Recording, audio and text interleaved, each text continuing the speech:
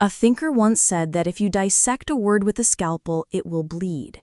Language is invisible, intangible, but it's alive. Some words can be like a warm spring breeze giving you strength, but other words can be like a sharp knife, silently wounding people. Language is something that can affect every family, every relationship, and your entire life. It can be like gunpowder, causing you and those around you to explode into conflict, leaving scars behind. Or it can be like a gentle breeze on a moonlit night, leaving hearts happy and light. You might be sure that you're a person who has nothing to do with violence, because we're all law-abiding citizens. But the book I'm sharing today, Nonviolent Communication, will reveal a truth. We are constantly living in a world of verbal violence. We may not think of our way of speaking as violent, but our words often cause pain to ourselves and others. This very way of communicating leads to negative emotions, making it impossible to live in harmony with others and to love ourselves. Today, I want to share with you an incredibly famous book on communication called Nonviolent Communication, A Language of Life. The author is Dr. Marshall Rosenberg, a PhD in clinical psychology who was awarded the Bridge of Peace Award in 2006 for his groundbreaking achievements in promoting harmonious coexistence and resolving conflicts worldwide. This book is especially brilliant and useful because it reveals the root cause of verbal violence in our lives and gives you a concrete method for communicating in the best possible way. This helps you avoid conflict, improve your relationships, and bring happiness to your life. This book is the culmination of Dr. Marshall's 50 years of research on nonviolent communication. It became a global phenomenon after its publication and is considered a classic in the field of psychology. All right, let's dive into today's insights from Step Forward. How have we cast a shadow on love with language? When a mother scolds her child, does she truly not love them? When a husband and wife blame and even curse each other, have they really fallen out of love? Life has this paradox. The more we care about someone, the easier it is to say hurtful things to them. Dr. Marshall pointed out that in reality, behind every criticism lies an unmet expectation. Because of our love and familiarity, we have higher expectations for those closest to us. And because of these high expectations, we often ignore their needs and easily say things that hurt them. And naturally, they can't feel the love from you. According to Dr. Marshall, 4 factors contribute to turning your daily communication into violence. First, moralistic judgments. This is when you use your own moral standards to measure others. Simply put, if someone does something that doesn't align with your views, you might label them as bad or immoral. If you can't finish all your homework, you might say, "This teacher is a monster. How could anyone finish this much homework?" If you get into a minor car accident, you might think, "The other person is a terrible driver who can't see." If your boss gives you more work than you can handle, you might think, "My boss is just trying to squeeze every last drop out of us." These kinds of judgments are incredibly common, because when something happens, we rarely look for the cause within ourselves. Our instinct is to assume the other person is the problem. Words filled with criticism, blame, insults, and labels are all part of a process where you judge others based on your moral code. This way of thinking is dangerous. It ignores our shared human feelings and needs, and is the very root of violence. Second, making comparisons. Look at how well their kids study. We all spend the same money on school, but just look at you. Making comparisons is a habit in many people's communication, especially within families between parents and children. And this way of communicating causes deep emotional wounds. It used to be that parents compared their children. Now children are starting to compare their parents. It's sad that we live in a society of constant comparison. Dr. Marshall quoted a line from another book that I find so true. If you want to live a miserable life, compare yourself to others. The next factor that leads to violent communication is using words to evade responsibility. Think about it.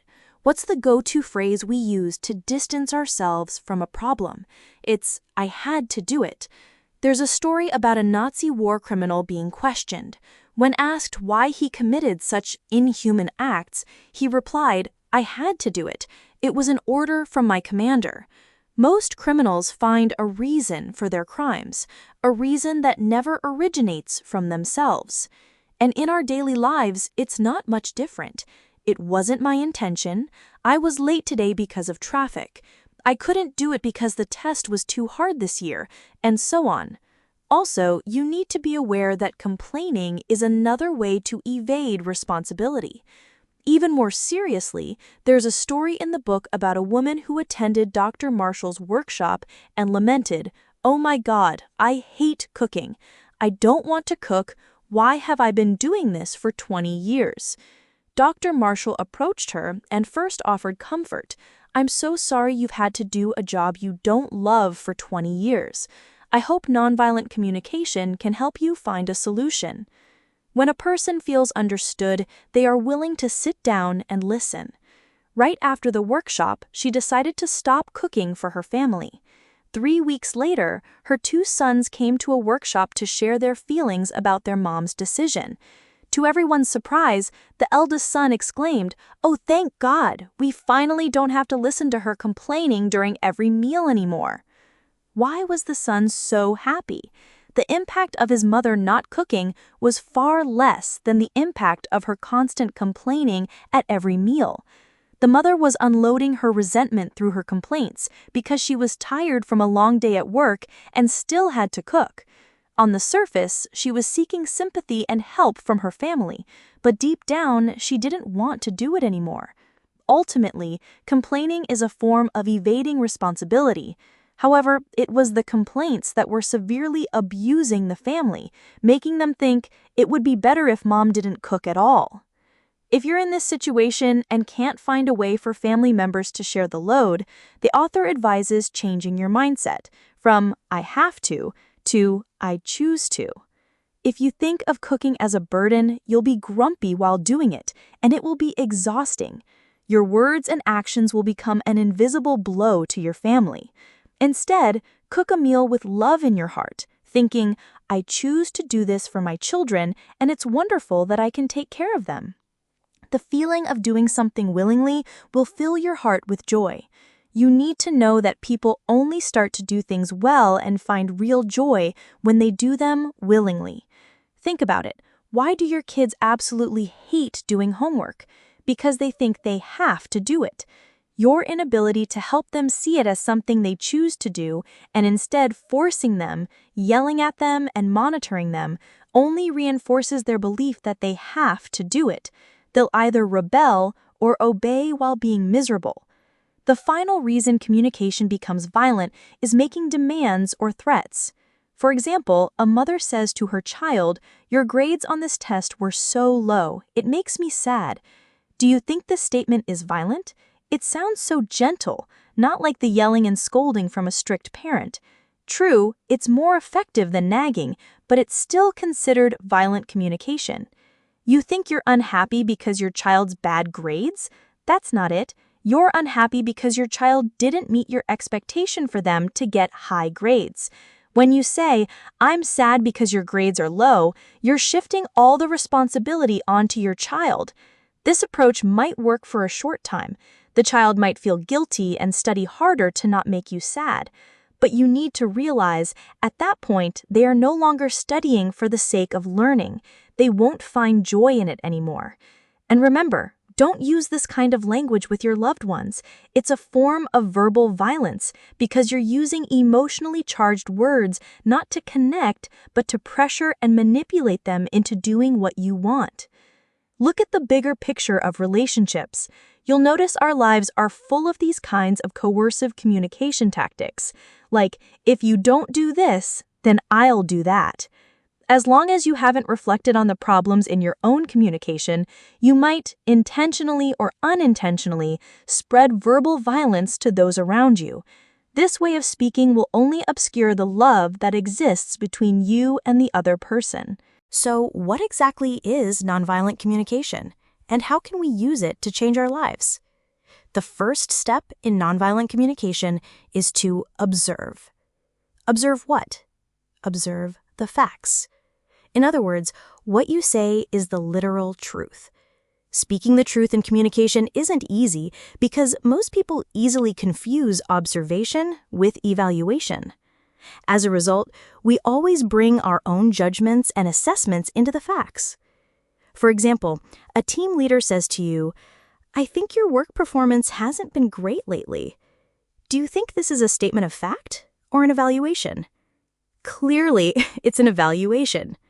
When people feel judged, they immediately react, and these reactions are mostly defensive, making excuses, blaming others, or talking in circles just to protect themselves. So you can easily guess that when this employee hears their performance being rated as not great, they'll become defensive and find countless reasons to justify themselves.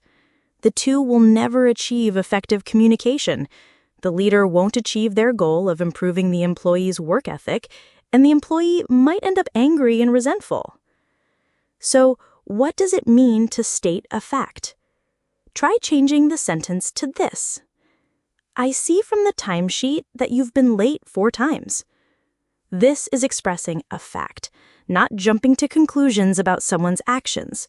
You don't know the specific reason why the employee was late. Your job is to state what you've observed. When you state the facts, the listener is more likely to be receptive, and they will respond with facts, not a list of excuses.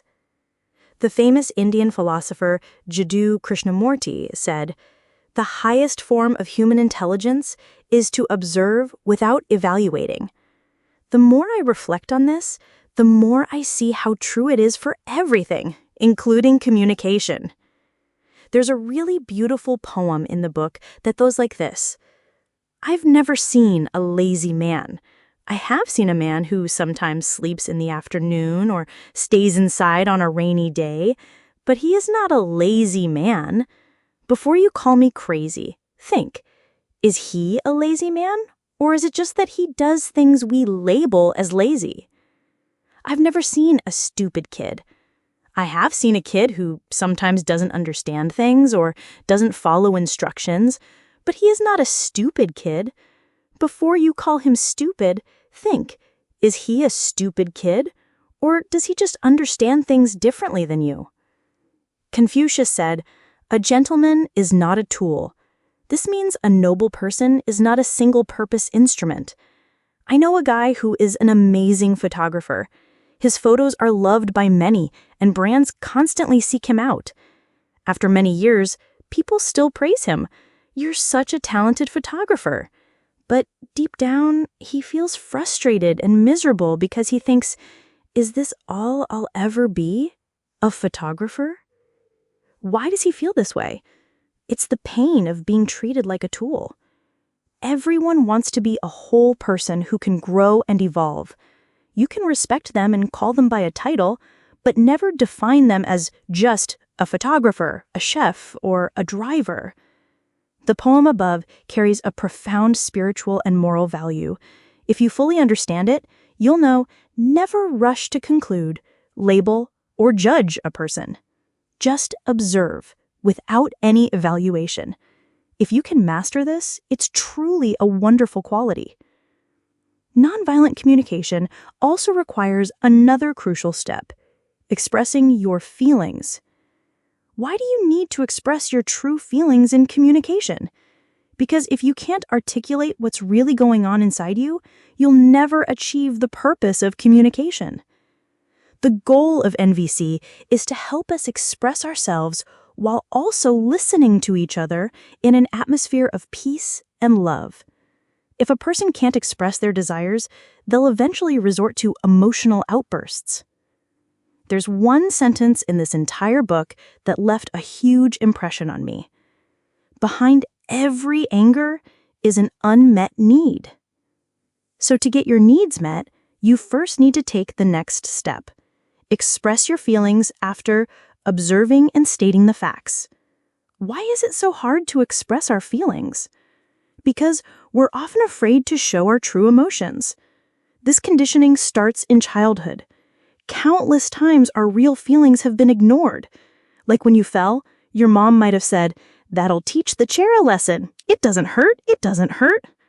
Or when you were upset at school because a friend kept taking your eraser, your dad might have said, "There's no reason to cry over something so small." Adults often think that hiding emotions is a sign of maturity, and that a child crying in public is embarrassing, and that showing their own emotions is inappropriate. But we've got it all wrong. In reality, if we don't know how to care for and express our emotions, one of two things will happen. Either we suppress them so much that it leads to depression, or we suddenly explode in anger at others. Expressing emotions is not shameful. Losing control of your emotions is what we should avoid. So instead of seeing your husband come home late for several nights and saying, "Do you even consider this your home anymore?" try observing the facts, stating them, and then expressing your feelings. "You haven't come home for 3 nights, and I feel really sad." Starting a conversation this way helps you get back on the path of expressing the love you truly feel. But just expressing feelings isn't enough. You need to move to the third element of NVC, stating your needs. You might misunderstand this as just stating what you want. However, it's important to note that need here refers to the root of your emotion. What is the root of an emotion? It means why you are feeling that way. What is the cause of your dissatisfaction? For example, a friend says to you, "I'm really disappointed you didn't come to the party last night." The friend who hears this might feel defensive because it sounds like a criticism and they feel misunderstood. But if you rephrase it using NVC, "I was really disappointed you didn't come to the party last night because I wanted to talk to you about some trouble I've been having lately," you'll see a completely different communication outcome. Here, the speaker has expressed why they were disappointed. This is the need behind the feeling of disappointment. The difference between the two sentences is that the disappointment in the first one is due to the other person's actions, while the disappointment in the second one is due to the speaker's own needs not being met. At all times, find the problem within yourself, not in others. When you own the issue, the listener is more likely to accept what you're saying. And then your friend will understand, "Wow, I'm really important to them." They won't get angry, won't blame you, won't complain, and your relationship won't grow distant. We need to remember a crucial principle in NVC. If you want your requests to be met with a positive response, you need to be honest about why you have that need. Therefore, the author advises you to frequently use the sentence pattern, "I feel because I." Now, let's get to the final goal in NVC, stating what you actually want. The author calls this making a request. Just by shifting your mindset, your words will instantly change. When you want someone to do something for you, you should make a request, not give a command. Many people can't distinguish between these two very different things. If your request isn't met and you start criticizing or blaming, your request has just turned into a command. And if, while making a request, you exploit the other person's feelings of guilt or obligation to get what you want, that's also a command. We need to know that not everyone is a great listener or emotionally intelligent enough to understand the desire behind your words, because they themselves are often unconsciously communicating violently. So how can you effectively state your request? At this point, you need to combine all 4 elements of NVC: observation, feelings, needs, and finally, a request. Example: you give an important document to a colleague for safekeeping, but the next day you find it sitting right on their desk. You're angry, but take a moment to observe your feelings and express them honestly. First, observe and state the fact. "I see you left the important documents I gave you on your desk." Next, express your feeling. "I feel a little disappointed because I told you to keep them safe, and I'm really worried about the security of these papers. If they get lost, it could have serious consequences. And finally, make a request. I would like you to put these documents in the drawer and lock it because they are really important. When your colleague hears this, they will realize their carelessness and immediately put the documents away. Because you communicated with such honesty, they feel respected as an equal and won't feel resentful. In essence, nonviolent communication is a way of speaking that requires us to re-examine our thinking and our choice of words, to be cautious of language that makes people feel uncomfortable or even causes strong resentment. The core of NVC is always to express yourself honestly and to truly listen. Listening. A young boy went to a temple and asked a wise monk, "Why does the Buddha in the temple have a small mouth but very large ears?" The monk replied, "Because the Buddha understands that listening is more important than speaking." People love to express themselves. We always try to learn how to present, speak, and articulate well. But for me, learning to listen is even harder. As Marshall once said, the only way to become a great conversationalist is to learn to listen to others. Listening is so important, yet it seems we don't really know how. In this book, the author shows you what's blocking you from listening. See if you're truly listening to others. Giving advice, relating it back to yourself. That reminds me of a time. One-upping. You think that's bad? Let me tell you. Consoling. It's not your fault. Denying. Cheer up, it's not that bad. Pitying. Oh, you poor thing. Excessive questioning. All of these things are preventing you from truly listening. Wanting to show off, to steer the conversation back to yourself, to be the center of attention. These things make you interrupt others. Wanting to please others, to prevent them from feeling bad. You console or express pity. These actions often reveal a lack of genuine empathy. The other person can feel whether you truly want to understand them or not. The way to listen, simply put, is to let go of all your own thoughts and judgments, and just focus on what the other person is saying. Remember this, the ears are the path to the soul. Only by listening attentively can we enter each other's hearts, understand each other's stories, and connect more deeply. In the book, the author emphasizes that listening is giving your attention to another person. It is an act of love. So, that's the framework for nonviolent communication. Let's recap.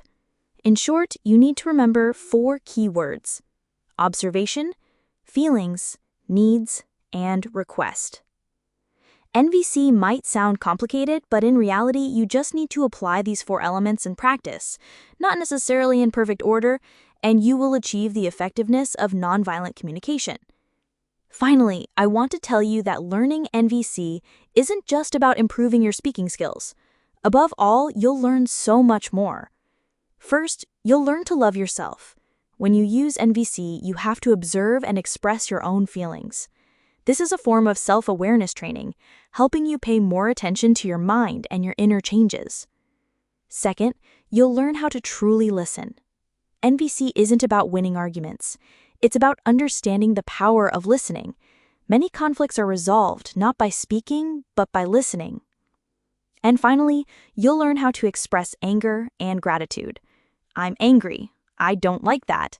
I'm sad. And you're amazing. Thank you. These are some of the hardest things to say in our daily lives. NVC teaches you that anger is a self-protective instinct. You don't need to suppress it, but you also shouldn't unleash it recklessly. Instead, learn to express it constructively.